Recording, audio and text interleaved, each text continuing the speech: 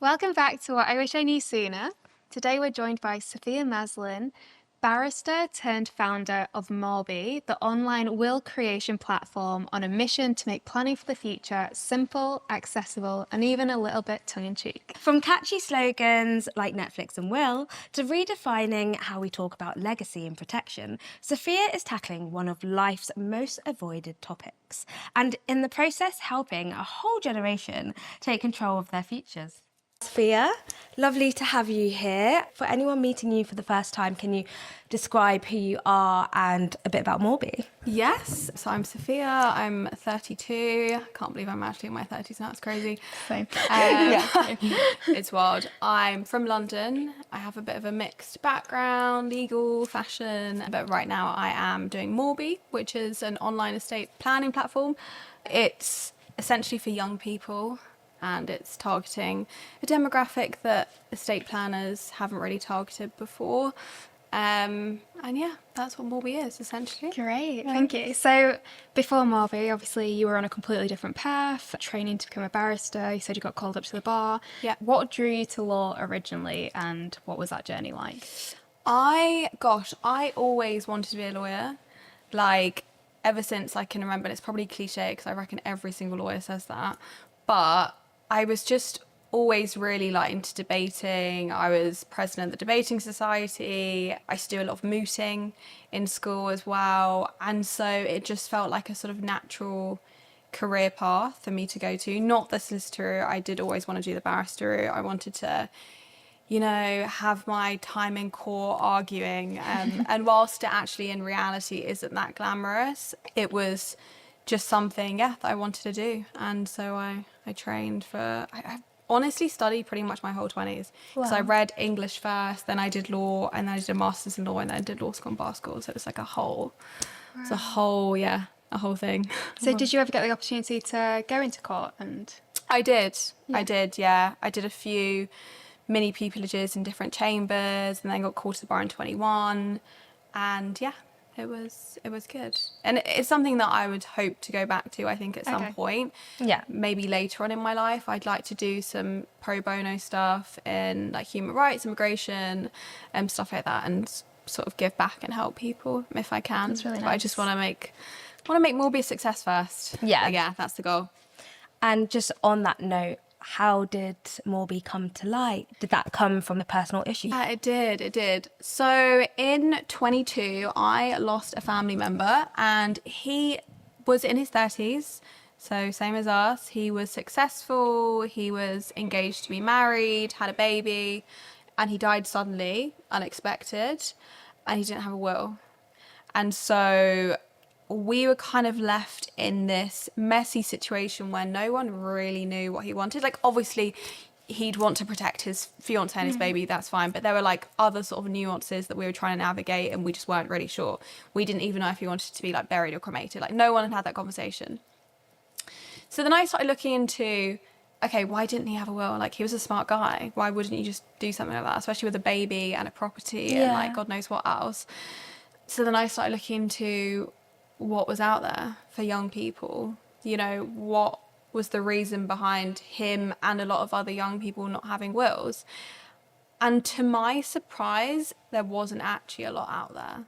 Like, there are a few companies online, but they're either really sort of dull, dry, young people aren't going to flock to them, or they're like, there's a company called Fairwill that's probably the biggest in the UK right now, but their target demographic is like kind of 40 plus. Yeah. And so their channels of marketing are like radio, daytime TV, which kind of makes sense because if you're targeting those people, that's where you want to be putting it.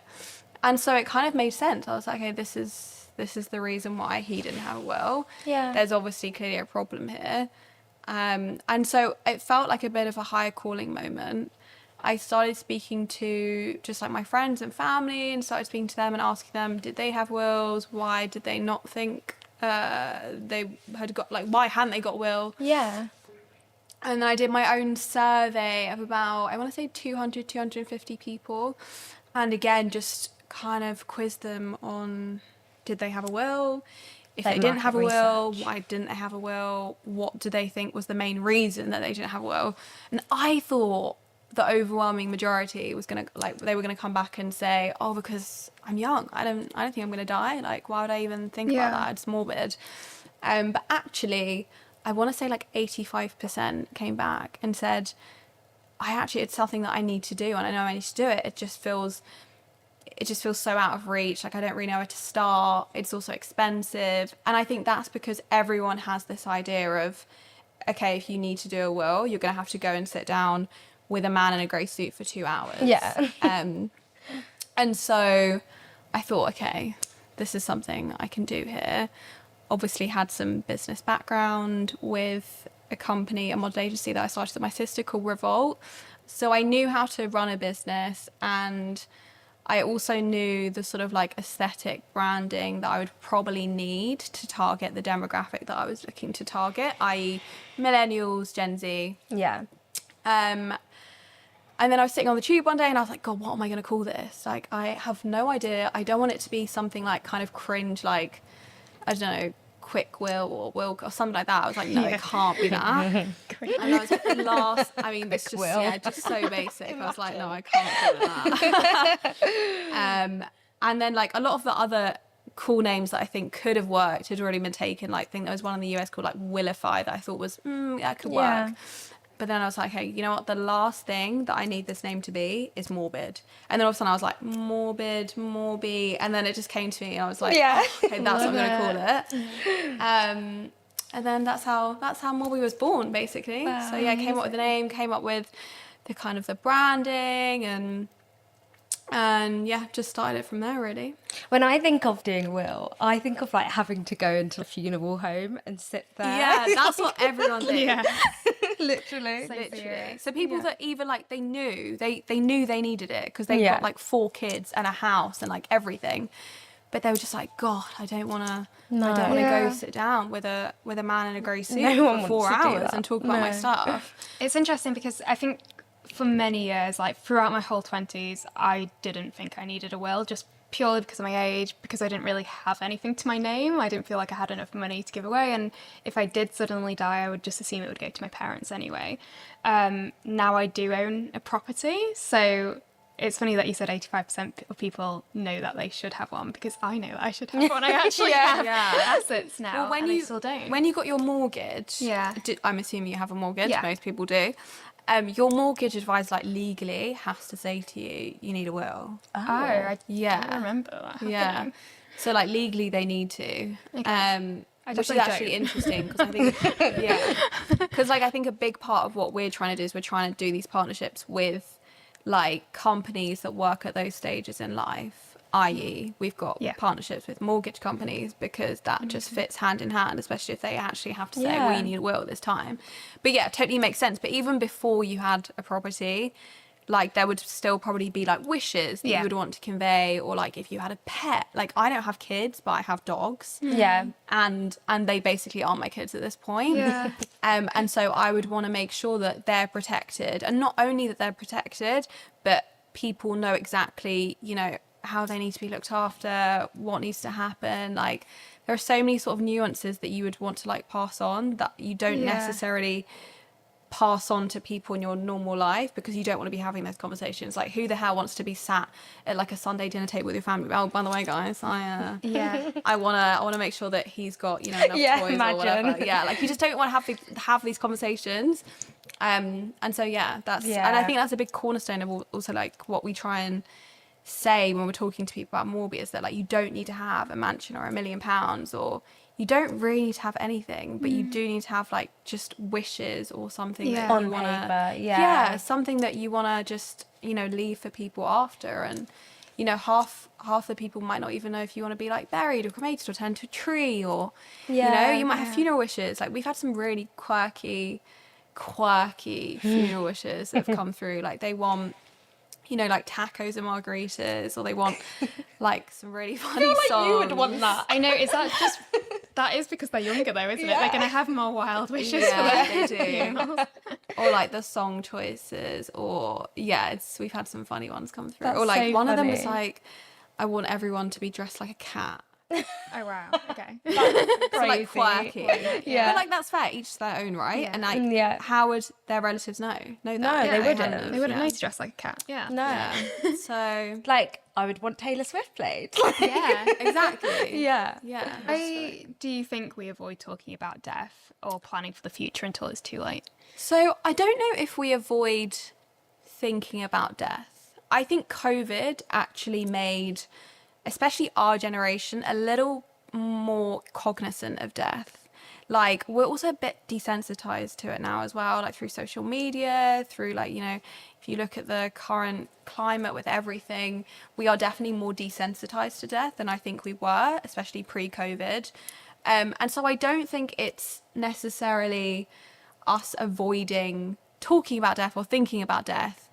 I think it's sort of like from a pragmatic perspective, what do you do then? Or how do you begin that process?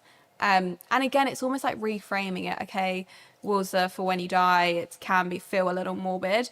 But I think what we're trying to do is reframe it to financial wellness. It should just be another document that you sort out as part of your life. Like you get a driving license, you sort your council tax, just sort your will, done. Yeah. And then obviously update it as you move through life. Like if you get a kid, if you get a husband, if you get rid of your husband, like Yeah. whatever.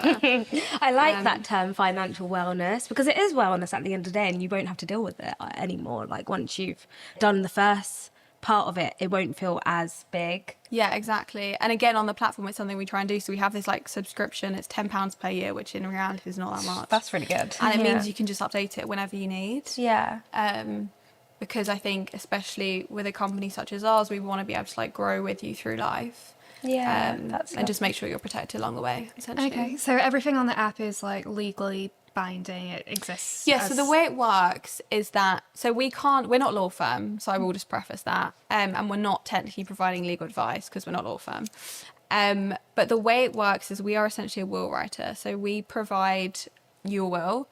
It's not legally valid until you sign it, execute it properly. So you have to sign it, get witnesses, Right. and what we do is we guide you through that. Because again, it feels like a bit of a complicated formal process at first. It's actually not. And I think that goes, you know, throughout the platform. We break down every bit of legal aspect that you might get confused about. You know, there is no legalese in there at all. And so, yes, we give you the best chance of it being valid, basically. The document itself is a great document. We only cater to simple wills. So if you've got 1 million assets overseas and stuff, it's probably not something that we're going to be doing. Yeah. Actually, that being said, we can still do it, but we have someone else, we have a partner that we work with that comes in and helps us with those. Nice. But yeah, so you would need to sign it, witness it, and execute it properly, essentially, for it to be valid. Okay. Interesting. Wow. So you've taken something obviously quite hard to face, morbid, like you like to say, and reframed it with humour and wit. I think it used to be called Netflix and Will. Yeah. That's a big taglines. Yeah. Yeah, that's a big one. And of now those. it's swipe right on adulting. Yeah, we've got a few slogans. Yeah. I can't make my mind up. But I keep finding like really good ones. I love them. They're so funny. Yeah. And so yeah. Well, how did you come up with that tone? I mean, I kind of had that vision from the beginning. I just saw what kind of slogans I wanted like in my head when I first started thinking about Morby. And I think having it sort of tongue in cheek just makes it a little bit lighthearted, a little bit more approachable. Yeah. And then especially having, you know, underlying tones of topics that particularly like zone into Gen Z and millennials, the Netflix one. Yeah. It just kind of hits the demographic that we're looking to hit, really. So yeah, there are quite a few of those. I love them. It would make me want to sign up. Yeah. I do really like the marketing, and I think you mentioned that you do it all yourself. at the Yeah, moment. I do it all myself. We are a startup, sadly, so we don't have the budget to outsource it right now. I'm hoping at some point we will. But yeah, I do it all myself. I actually really enjoy it as well. I feel like It's fun. it's really fun. Yeah. And I think when the target audience is you, essentially, it's like your generation. Yeah. It's easier, isn't it? Yeah, exactly. Yeah. So it's it's been really funny. I uploaded one this morning on Instagram, and it was a really kind of like old man with a young woman, Yeah, I saw that. Yeah, and so the connotations are there because, like, you know, she's with him for his money, like it's meant to be a joke. And then I think the slogan was, love doesn't last or wills do or something like that. Yeah. And I was like, this is actually hilarious. I just crack myself up every time I make these. I'm just sitting there in bed like, bloody love this one. Yeah. I love that. Do you like schedule your posts, or do you like create them in a batch and then? Yeah, I've got so many in my phone. Yeah, It's crazy. yeah. Like so many different versions of so many different ones. Yeah. I sort of hyper fixate on it for like one evening and I'll make like 12. Yeah. And then I'll That's the best way spread, to do it. spread them Yeah. out. Yeah. Yeah. So Yeah, and we actually found you through TikTok. Yeah. Because I I think love you that had. everyone's found me through Yeah. TikTok. Yeah. Do you want to talk a bit about that? Yeah. I mean, I honestly won't sit here and profess to be like a TikToker because I'm not. Like I put a post up genuinely on a bit of a whim. It was just about me, my background, my story, and sort of like what I was looking to with Morby. And it wasn't done well at all. It was just like a slide of photos. And then it just sort of like blew up. And I was like, That's I checked my so phone the good. next day and I was like, what the hell is going on? And it wasn't just how much it blown up. It was like the comments I was getting, you know, the messages, people that were reaching out and were like, oh my God, this is such a good idea. This is something that I've been thinking about for such a long time. You know, I've got a dog that I really want to protect. I've got kids, whatever. Yeah. And so I think that was really, really validating because, again, quite early on in the journey, but to see all these people that were like, yeah, I would do this. Like, I need something like this. I was like, hey, this is amazing. And I think you led with the story of your cousin as well, which really resonates I with did, people. yeah. Again, didn't realise that was even gonna be Yeah. a thing. Yeah, it was interesting. Yeah. Wow. So there's a stat on your website, and I think it's more than half of millennial parents do not have a guardian named. Why do you think there's such a disconnect between what people know they should do and what they should actually do? That's a really interesting question. And I don't know if that's more of like a human psychology question, honestly. Because I think, again, this goes back to when I was doing that initial survey, I thought the responses were going to be, well, actually, I don't want to think about that. Like, I don't think I'm going to die anytime soon. But actually, everyone was sort of aware of the fact that they could die any day. It was more the fact that they just didn't want to go out and do something about it. They didn't want to pay the money. They didn't want to sit down with a man or a woman in a grey suit for 2 hours. And so, I mean, that's an interesting question. I think that's literally the problem we're trying to solve. It's trying to make wills accessible and so easy that they almost don't need to think and close that gap. They just know that they need it and they do it. Because I think if you get lost in that gap between knowing you need to do something but actually doing it, like that gap can be quite large. Yeah, and I think we're such a generation of procrastination as well. Oh my God, yeah. Like, I don't know about you guys, but there are probably a million things that I know I need to do, but I will do everything bar that. Yeah. Yeah. So I'm totally a procrastinator when it comes to life admin. Like, I had to call the bank this week and I only did it this morning and I was meant to do it on Monday. And I just like couldn't face doing it. Yeah. And you just put off those important things. it's weird, isn't it? Because also it takes like, I'm the same. takes 2 But then when I minutes. do it, it takes 2 minutes. I'm like, Yeah. God, why have I been building this up in my head? Yeah. And not doing it for like weeks? No, I'm exactly the same. I also think with the start that you were just talking about, I think there's like two mindsets. A lot of people are either, I want to live in the present, I don't want to think about the future. And then the other half are like always planning for the future and thinking ahead. And I guess there's like a disconnect there. Like, Yeah, but that's interesting because I've found that there's a sort of a difference in generational perspectives on that. Yeah. So like, okay, so I'm 32. I grew up in like the 90s, early 2000s. And we had very much of a kind of YOLO culture, like you only live once, right? Yeah. Like we were out in like fields drinking when we were like All the time, I was Friday 18. night. And like not really caring and just living for the moment. And now these teenagers are out and they're just like drinking matcha and they're like that's true. all about wellness. Let's go to pottery on Sunday. Yeah, instead. exactly. Like completely different. And so I think that like our generation has more of that, okay, I want to live in the moment, but actually the younger generation think way more long term than we ever did. So I think that's a really interesting shift in perspectives across those generations, and it's something that I think I've definitely picked up on. And again, the wellness thing and financial wellness, I think Gen Z are actually way ahead than we ever were. I think as millennials, we can definitely learn a lot from the Gen Z. Yeah, definitely. Yeah, for sure. When you mentioned the going out on Friday, I just had like a flashback of like neon like tutu skirts, and do you remember those? With like So Rimmel funny. matte mousse makeup. Oh, like, yeah. and, like, oh my gosh, no. Oh god! I talked about this the other day. The quiff. Oh my gosh, I was such a quiff. And like the different colour A quiff lipsticks. Like people were enthusiast. going out in like blue lipstick. Yeah, I remember that actually. It was wild. God, yeah, crazy times. So there's quite a lot of myths about wills. Like I think a lot of people assume they're just for rich people. And I know you mentioned that you don't have to have millions in the bank to have a will. Yeah. Would you be able to talk about some of the key things that wills can protect, so people know, like, even if they don't own property or they don't have kids? Yeah, so I think the main ones for me are, so outside of property and like bank accounts, for example, I think the ones that sort of have started coming through, especially for the younger generations, are pets. So who would you want to have your dog or your cat or whatever when you pass? Other things include like your social medias. Oh, really? Yeah, so like who's going to have access to those, you know, things like crypto, stuff like that, and the sort of the things that you don't necessarily think about. And actually, speaking about social medias and getting onto like passwords and stuff like that, our next product is a digital vault. Oh wow.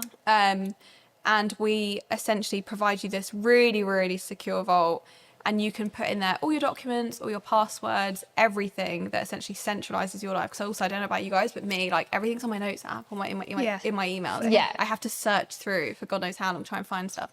So it centralizes everything for you, and then that will also like plug into your will, so you'll be able to see what you've got, what you don't have, and then who you want to get that stuff, essentially. And so I think that, I think outside of the main things, it's like pets, wishes, as I said, crypto, social media, stuff like that. I think the social media is really interesting, because I would never think like who gets that afterwards. Like, Yeah. Well, especially if you're monetizing from it. Oh, It's yeah, an sure. asset, isn't it? Yeah. Yeah, I don't believe that. yeah. I'm just thinking I wouldn't want someone to go through my No. social Yeah.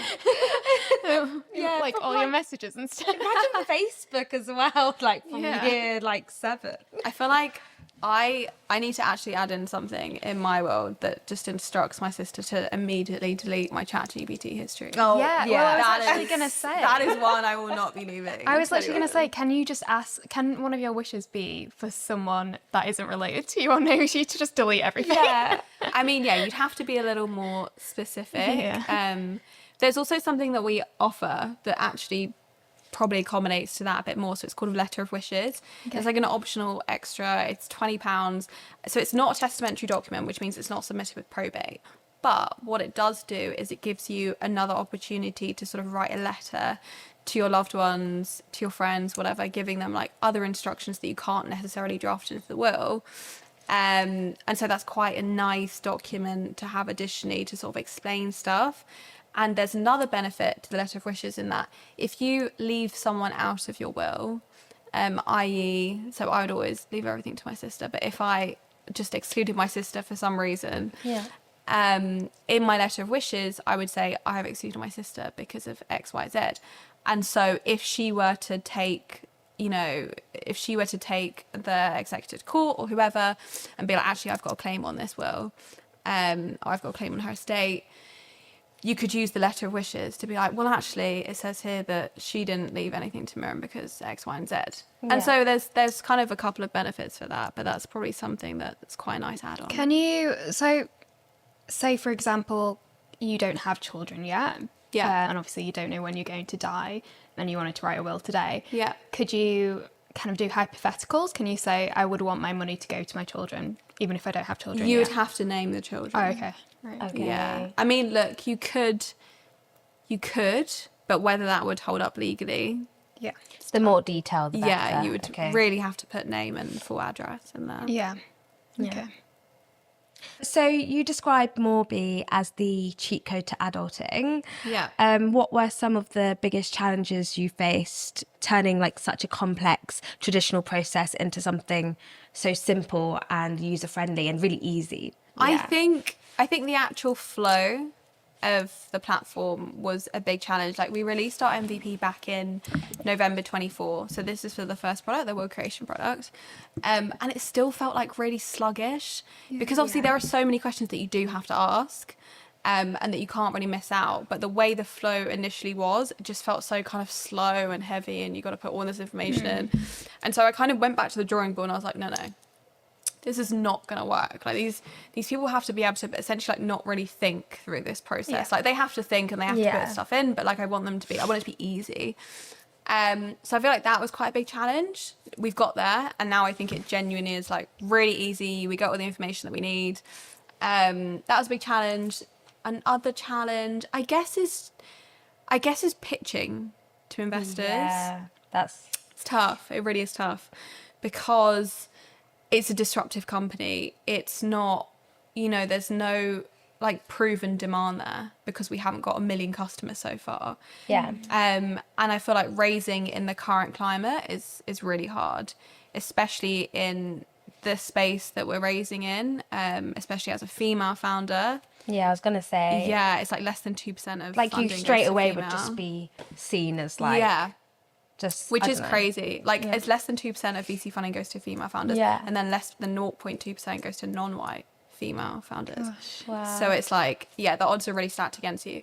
So raising has been tough, but actually we've managed to nearly close our pre-seed. So we're very, very close. And that's not really down to me. That's down to like the entire team. I've got such a strong team around me. And I think as a collective, we make the company attractive to investors. And obviously it's not just the team. Obviously like the concept and the problem that we're trying to solve is such an obvious problem. Yeah. And I think genuinely everyone that I do talk to is like, oh yeah, this is actually a really good idea. Like I've never spoken about Morby to someone and then be like, no, it's like such a good everyone idea. has said it's a good idea. So I know like I can do it. Yeah. But it's just trying to get through all those hurdles. And as I said, with Revolt, we didn't raise investment, we bootstrapped it. And so I had no idea what I was doing in terms of raising investment. Like I didn't even know, going into this, I didn't even know the difference between like pre-seed and seed. Yeah. Like I have learned so much about investors and raising and equity and all of that fun stuff in the past 2 years. I feel like I've just been dropped in the deep end, which is good. Because you're learning more as you go there. Getting out of your comfort zone. So I've learned a lot about that. We actually managed to get something called SEIS, which is essentially a government investment scheme that startups can apply for. We were the first will writing company in the UK to get it. And it basically means like as an individual, if you invest like 100k, you get 50k back of your tax bill. Wow. So it's really, really it's a big incentive.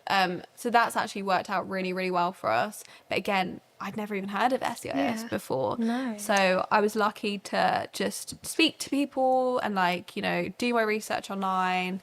And I think that's probably the biggest thing, just learning, honestly. It's been such, and it will continue. I'll continue to learn. How many like pitches do you think you've done? Gosh, I mean, also in the beginning, I thought I wanted VC money. I now know I don't want VC money. But I was just like pitching to VCs. I was pitching to everyone I could. I was just going to like networking events and pitching the whole time. A lot, yeah. Yeah. A lot. And my pitch has changed. Like, it's changed completely. Originally it was just going to be this sort of like rule writing product, and now I'm like, actually no, we're going to bring on the Vault. We're also going to create an AI assistant to guide you through the platform. So it's going to be a full 360 estate planning platform for young people. And so yeah, a lot has changed. My pitch deck has changed about 250 times. I think that's good though, because it just shows you're evolving. Yeah. Like I'll look back at my original pitch deck and I'm like, oh, I think it would be gosh, strange if it stayed the I same. cannot all the believe time, I said yeah. that to people. Yeah. Can you tell us a bit more about the AI assistant? Yes. So I'm not going to say the name yet, but I'm okay. really excited. It's a very cool name. So the actual assistant has its own name. Yeah, That's the really actual assistant has a name, and they are essentially going to be your sort of go-to guide for the platform. You know, if you don't know where to start, if you don't know what you're doing, they will help you. Any question that you might have about what you're doing, again, they will be there. And so they're just going to be your sort of like helping hand, very smart helping hand, just sort of guide you through all things estate planning. I love that. Yeah. And like any questions they might have about wills as well. Yeah. And also just keep you up to date as well, because obviously there are legislative changes that might come in. And again, the AI assistant is going to be there to sort of like just help you with that. Wow, that's so cool. Yeah. I love that AI is like here now. It's literally changing everything. No, it is. Yeah. I mean, it's kind of scary in a way. Yeah. But I feel like if you want to keep up with the times, you really do need to get that AI. And I mean, it's brilliant. Like, it We've really been has using changed. Well, our it's like an lives. expectation now as a user and a customer. You do expect apps Some and sort of websites to AI. have it. Yeah. integrated. Yeah. Yeah. Which is wild, because like back in the day, it used to be like a little pop-up, like digital assistant, but you'd start talking to them and they just not give you the right answer or just Yeah. have no idea. And now Yeah. it's like literally like talking to someone. Yeah. So yeah, good. it's pretty progressive. Progressive but scary, I think. Yeah. There's a lot Yeah. that AI could be used for. So you've obviously touched on Revolt, which is the company that you founded alongside your sister. Yeah. So it was a new generation model agency. Could you tell us a bit about that and how you balance running two very different businesses? And do you find that they ever overlap in any unexpected ways? Yeah, so I'll give you a bit of background. So Revolt, I started, gosh, when I was a baby. I feel like I was 21, 22, and my sister was still in school. So we just literally shot in the dark. We saw a problem with the fashion industry in that it wasn't inclusive, or their idea of inclusivity was one curve model in an agency. And so we were like, gosh, like, we really feel like there needs to be some more, you know, diversity in model Yeah. agency. So let's just try something. And I used my student maintenance loan when I was at uni to basically start this company. I love that. Had no idea what I was doing. And again, it was very learning on the job, because we'd had like friends in fashion. Miriam, my sister, had done some modelling, so like we knew some stuff, but like, you know, we'd get options and I didn't even know what an option was, like going back. So like I had to learn. And I remember I was studying like pretty much all day. So I'd be at lecture seminars, and then in the evening I'd be emailing out clients like, hey, like, can I send you a package? Yeah. And so just juggling like studying and running that business, I thought was tough. But I wouldn't have had it any other way. I think it's a very, you know, I love Revolt. It was my original baby. And obviously it's still around. And now we've gone into like management, where we do like content creators and influencers, because that is where it's at. And yeah, we've got a really, really good board. And I think now like 250 models and stuff. Wow. So yeah, it's, That's so good. yeah, it's a really cool agency. But again, disruptive like Morby. It was there and it was created to solve a problem in society. Because me and my sister were both like sick of growing up and Yeah. seeing 6'2", tiny symmetrical face people. Yeah. Like, I love tiny symmetrical face people, but like we needed to see more. Yeah. And we needed like normal people to be represented. And so we were just like, yeah, we need to do something. And then we got this. Our first couple of years were so dry. Like, we were emailing out people. We had Miriam's a creative genius, so her vision on the board was always like sensational. She always managed to curate the best board with the best faces.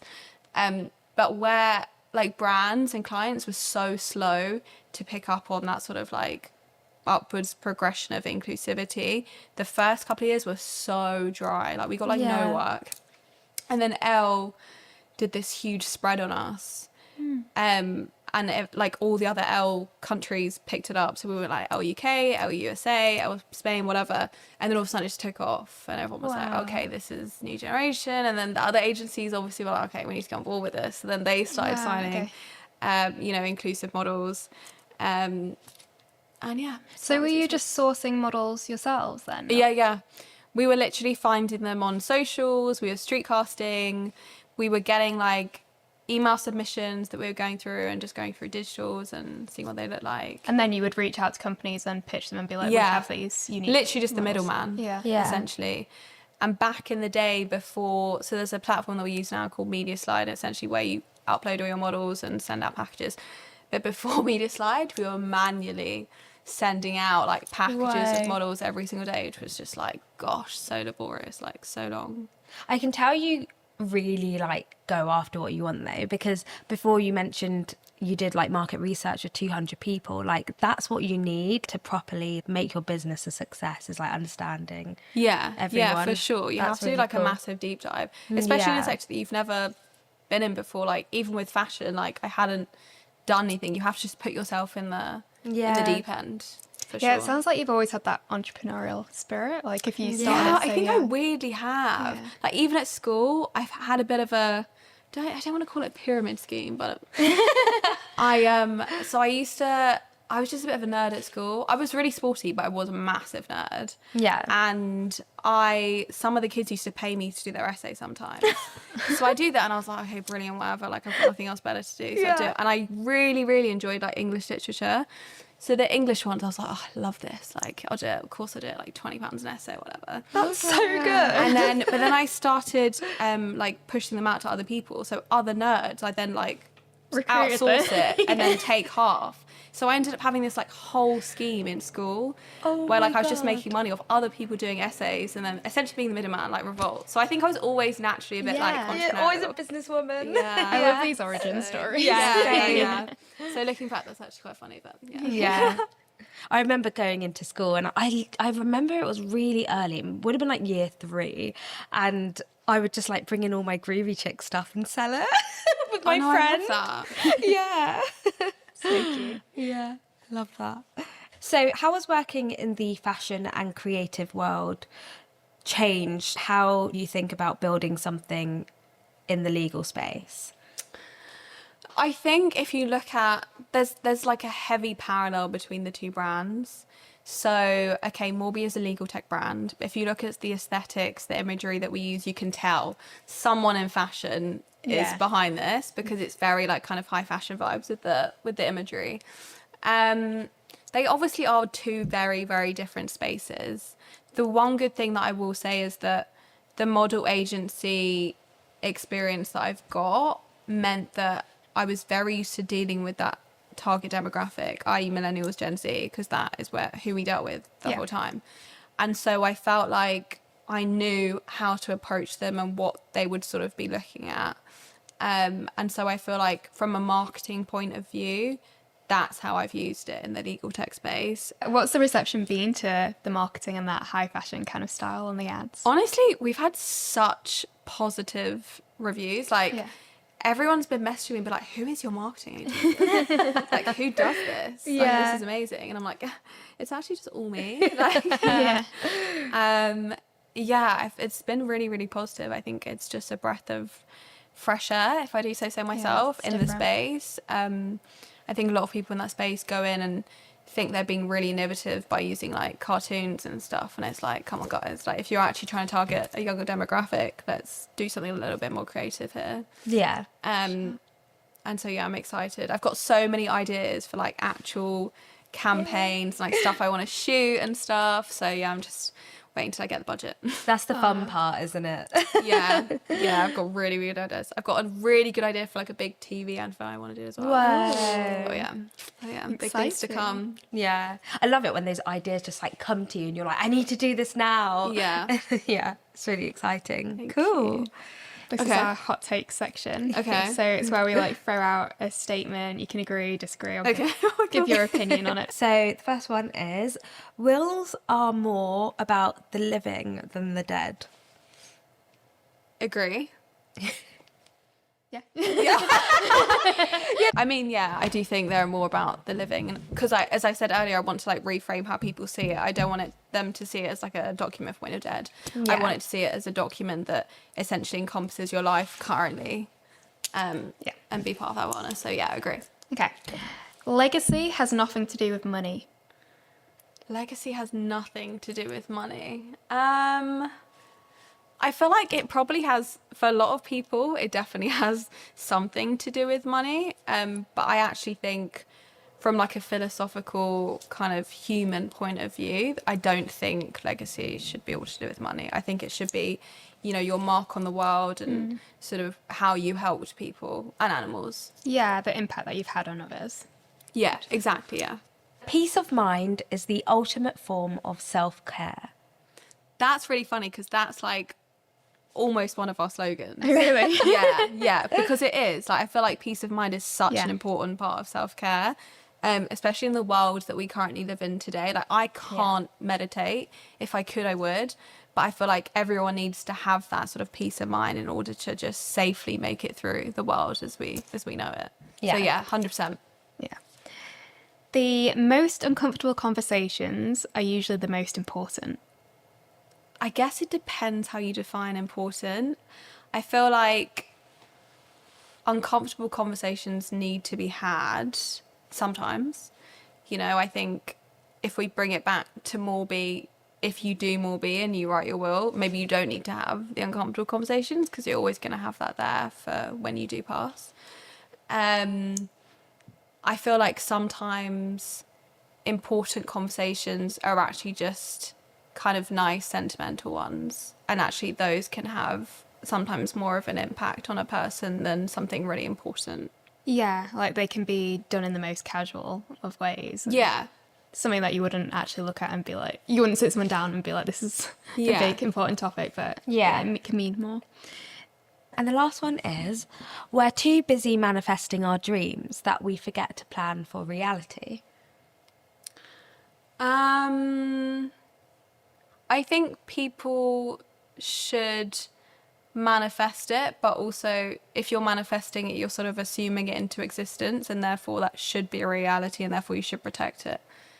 Do you see what I mean? Yeah, because if you're manifesting Yeah. like big career If you're moves, then you should manifesting be it, protecting that the means you money, believe yeah. it's already in existence. Yeah. In some form. True.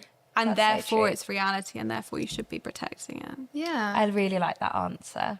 Yeah, you've got to protect the assets you know you're going to get Yeah, one day. Yeah. exactly, Yeah. yeah. Well, we've got the big question now. Okay. What do you wish you knew sooner? I wish I... It's actually a really hard one. What do I wish I knew sooner? I was going to say something like really boring, like that I don't need VC money, but actually that's just really, it's really... Like, I wish I knew that a long time ago. What do I wish I knew sooner? I should have thought about this before, shouldn't I? I wish that I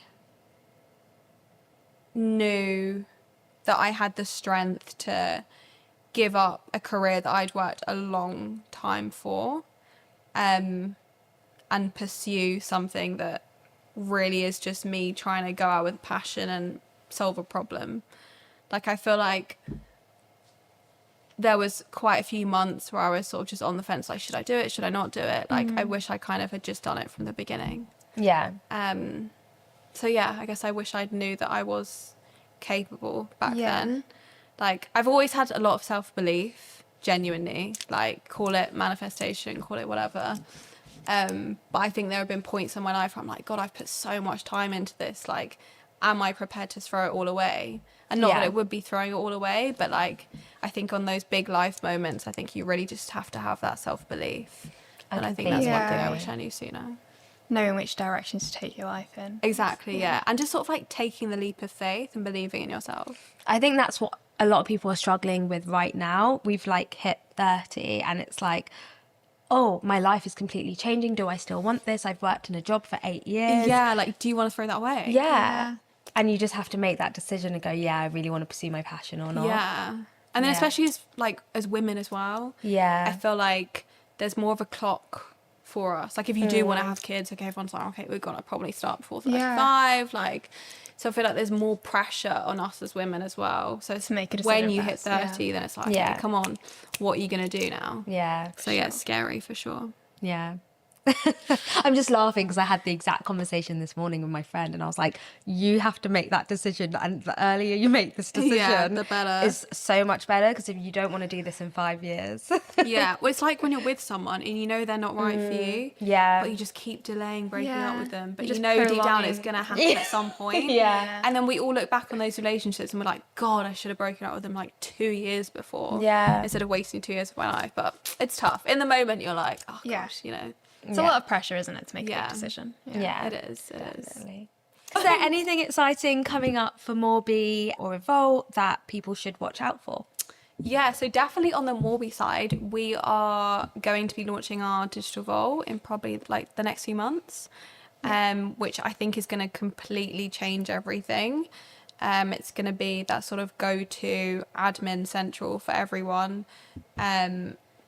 And yes, I'm really, really excited to get that sorted. And as I said, it's going to plug into the will and just help everyone be organised and help all of us have our lives together. So yeah, I'm really excited about that. I can't wait to find out the assistant name as well. Okay, yeah. It's top secret right now. Okay. Cool. Well, thank you so much. It's been a really refreshing and important conversation. Amazing. So, yeah. Thanks for having me on. No, it's fine. And I really hope that for the people listening that you do sign up. I definitely Yeah, I'm going to do it. I'm going to 100%. sign up because it's such an important thing. Amazing. Well, thank you. Thank you so much. Thank you.